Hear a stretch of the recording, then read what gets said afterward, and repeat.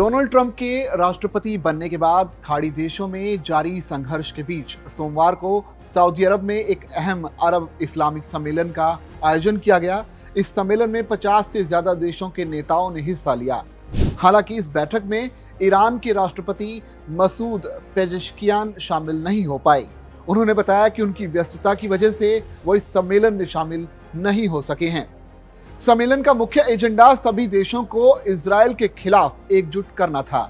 Saudi अरब समेत कई देशों ने इजरायल के खिलाफ कड़ा एक्शन लेने की मांग की है। सम्मेलन में पहली बार सभी इस्लामिक देशों ने एक सुर में लेबनान, गाजा और फिलिस्तीन में इजरायल की कार्रवाई के खिलाफ आवाज उठाई है। वहीं सभी देशों ने इजरायल के हमलों को तुरंत रोकने की अपील भी की है। सऊदी अरब के प्रिंस मोहम्मद बिन सलमान ने दो टूक कहा कि सऊदी अरब इजरायल द्वारा फिलिस्तीनियों के जनसंहार की निंदा करता है। इजरायल को तुरंत अपनी कार्रवाई रोक देनी चाहिए। प्रिंस सलमान ने कहा कि फिलिस्तीन एक स्वतंत्र देश है और उसको इंडिपेंडेंट कंट्री का दर्जा मिलना ही चाहिए।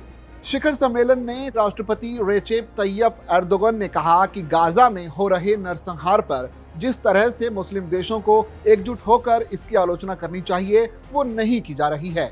उन्होंने आरोप लगाया कि पश्चिमी देश पूरी तरह से इजरायल का समर्थन कर रहे हैं। उन्होंने कहा कि आज के समय में मुस्लिम देश एकजुट नहीं है, इसलिए गाजा का ये हाल है। सम्मेलन में यरूशलेम की अल अक्सा मस्जिद का भी मुद्दा उठाया गया। मुस्लिम नेताओं ने आरोप लगाया कि इजरायल बार बार अल अक्सा मस्जिद की पवित्रता का उल्लंघन कर रहा है। सम्मेलन में 33 सूत्रीय मसौदा भी पेश किया गया। इस मसौदे में फिलिस्तीन के प्रति समर्थन जाहिर किया गया है। वहीं लेबनान, ईरान, इराक और सीरिया के संप्रभुता की उल्लंघन की निंदा भी की गई।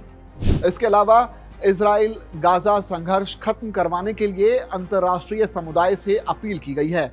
सम्मेलन में संयुक्त राष्ट्र से फिलिस्तीन की समस्याओं का समाधान करने पर भी जोर दिया गया। वहीं गाजा में युद्ध विराम और वहां की लोगों की मदद करने के लिए सभी देशों से अपील की गई है। अब जाहिर है कि इजरायल के खिलाफ 50 से ज्यादा मुस्लिम देश एकजुट हो गए हैं। दूसरी तरफ इजरायल का समर्थन करने वालों में अमेरिका और पश्चिमी दुनिया के तमाम देश भी हैं। अब देखना पड़ेगा कि मुस्लिम देशों का ये दबाव किस हद तक अमेरिकी और बाकी देशों पर असर करता है। अगर आपको ये वीडियो पसंद आए तो आप इसे लाइक और शेयर कर सकते हैं। साथ ही इसी तरह की और भी वीडियोस देखने के लिए बने रहिए दैनिक जागरण के साथ।